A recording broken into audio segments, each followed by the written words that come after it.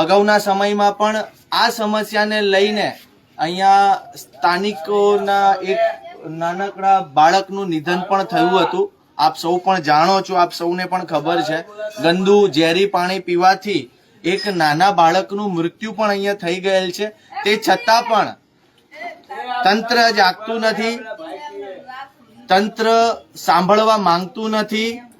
આ સ્થાનિકો આપણી પાછળ ઊભા છે. સ્થાનિકો ઘરની બહાર કેવી રીતે નીકળે તેમની વેદના રજૂઆત કરવા માટે આપણી સમક્ષ તે પણ પરિસ્થિતિ નથી.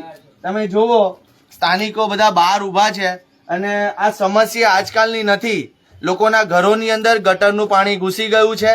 સ્થાનિકો દ્વારા અવારનવાર વોર્ડના ડ્રેનેજ ડિપાર્ટમેન્ટથી લઈને એસીને કન્ટિન્યુ રજૂઆત કરવામાં આવી છે, પરંતુ તેમના પેટનું પાણી હલતું નથી. તેઓ કહે છે કે જે થતું હોય થવા દો, જે મરતા હોય મરવા દો,